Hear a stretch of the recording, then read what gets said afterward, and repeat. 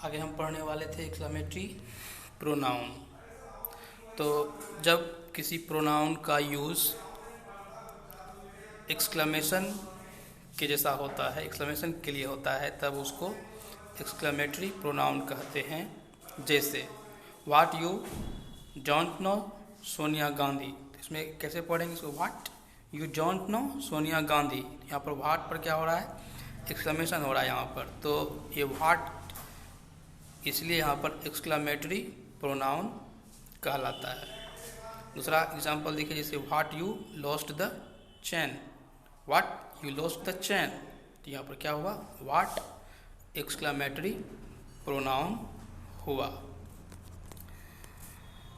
अब एक इम्पोर्टेंट जो बात है, हु और हुम को लेकर के बहुत ज़्यादा कन्फ्यूजन हो जाता है कि कहाँ पर हु को यूज़ किया जाए और कहाँ पर हुम को यूज़ किया जाए। तो इसके लिए कुछ पॉइंट नोट करने वाला है, उसको समझिए। सबसे पहली बात कि हु एंड हुम फॉर पर्सन्स। तो हु और हुम का यूज़ जो होता है वह पर्सन के लिए होता है, पर्सन्स के लिए होता है।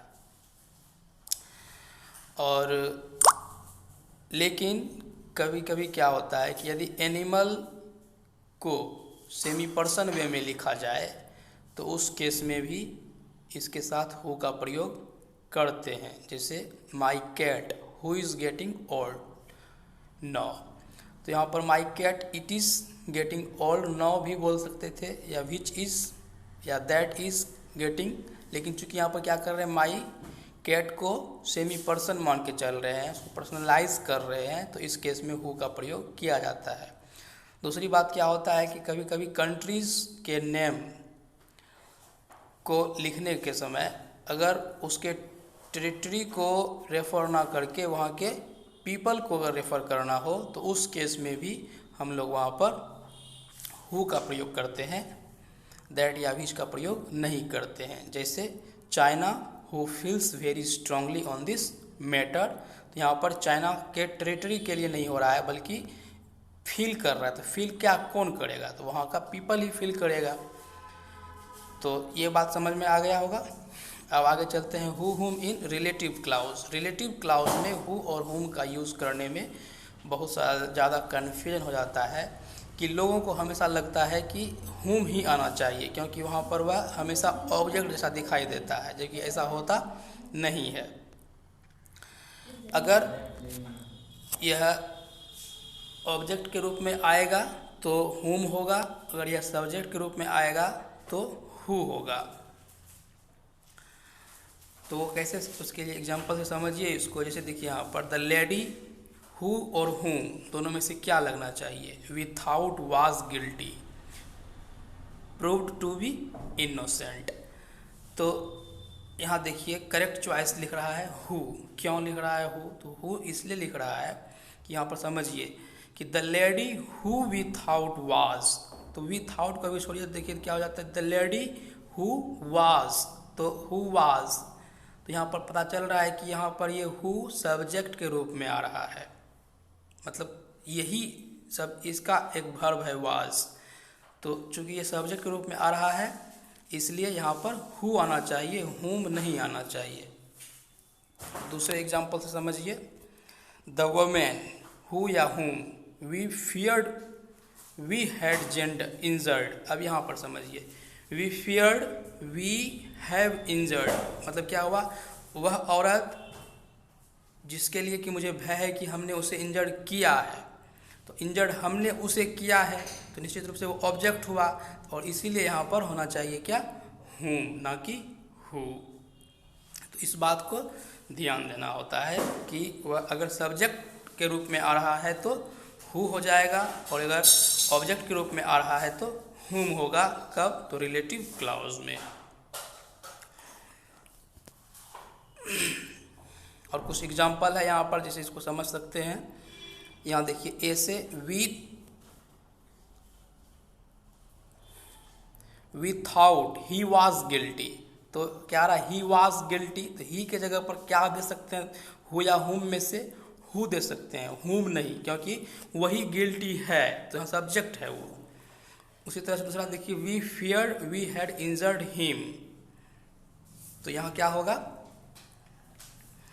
तो इंजर्ड हिम, तो उसको हमने इंजर्ड किया, तो हमने उसे इंजर्ड किया, तो वो क्या हो गया, ऑब्जेक्ट हो गया। और इसीलिए यहाँ पर इसके बदले अगर कुछ लिखेंगे तो हु या हुम में से हमें हुम लिखना पड़ेगा।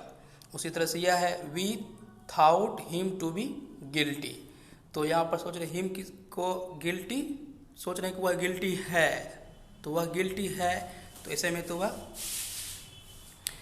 Without him to be guilty, without him to be guilty, तो उसको हम सोचे कि वह गिल्टी है, उसको हम सोचे, यहाँ पर ये ऑब्जेक्ट के जैसा आ रहा है इसलिए हुम हुआ। अब क्या होता है, हुम is never an indirect object, हुम कभी भी रिलेटिव क्लॉज में हो तो कभी भी इनडायरेक्ट ऑब्जेक्ट के रूप में नहीं आता है। अब जैसे इसको इस एग्जांपल से समझिए, हम कभी कभी बोलते हैं कि I gave him a book, तो यहाँ पर हिम क्या होता है, इनडायरेक्ट ऑब्जेक्ट होता है, बुक जो है वो डायरेक्ट ऑब्जेक्ट होता है। तो इनडायरेक्ट ऑब्जेक्ट के रूप में हम हुम का यूज़ नहीं कर सकते हैं। अब देखिए उसी सेंटेंस को ऐसे भी बोल सकते हैं कि I gave a book to him, तो टू लगा के हिम लिख सकते हैं। इस तरह से अगर लिखना हो तब आप हुम वहाँ पर लिख सकते हैं।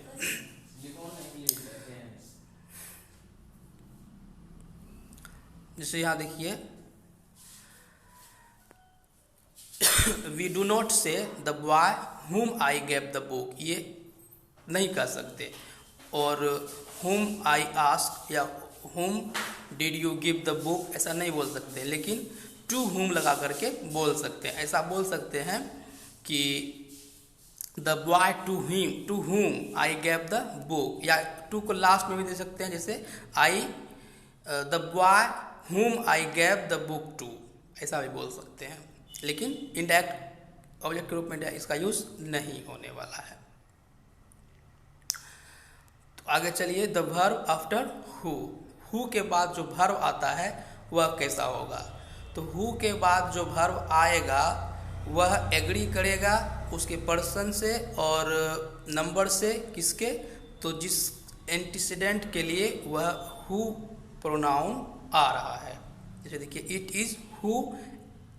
Is I who am to blame, तो यहाँ पर क्या देख रहे हैं, एम लग रहा है हु के बाद, लेकिन ये क्यों लग रहा है, क्योंकि इसका एंटीसीडेंट था आई, इसलिए एम लग रहा है। तो समझ में आ गया। अगर यहाँ पर होता you, it is you who, तब वहाँ पर लगाते are to be blame, am नहीं लगाते। तो ये बात भी समझ में आ गया। तो अब यहाँ से प्रोनाउन ख़त्म हो जाता है, प्रोनाउन का रूल्स और यूजेस समाप्त हो जाता है। अब आगे इसका क्वेश्चन आंसर जो है उसको कर दिया जाएगा। ऑब्जेक्टिव टाइप का क्वेश्चन है जो कि पहले ही दे दिया गया है, आप उसको देख लेंगे। उसका आंसर भी दे दिए थे। आप लोग में से किसी ने कभी बताया ही नहीं कि उसको बनाए कि नहीं बनाए, कहाँ प्रॉब्लम हुआ नहीं हुआ। आप उसको फिर से अब करेंगे, और वीडियोस जितने भी जा रहे हैं आप इन सभी को निश्चित रूप से देखेंगे, और इसके बाद आप अपना रिव्यू भी देते रहेंगे। धन्यवाद।